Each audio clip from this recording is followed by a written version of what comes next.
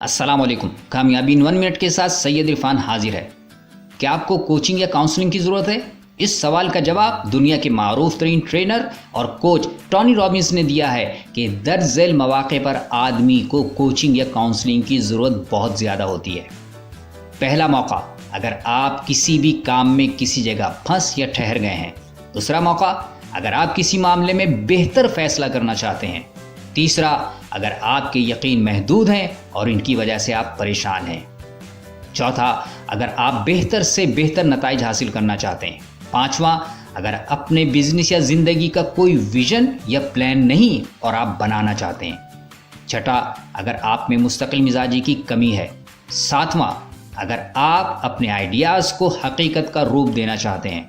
आठवां, अगर आपका अमल आपके आइडियाज़ से हम आहंग नहीं। नवां, अगर आप मुकर्ररा वक्त में तमाम काम नहीं कर पाते बल्कि कामों में ताख़ीर होती है। 11वां, अगर आप कोई बड़ा फैसला करने वाले हैं। 12वां, अगर आप कंफर्ट जोन से निकलना चाह रहे हैं। तो फिर आपको कोचिंग या काउंसलिंग की फौरी ज़रूरत है।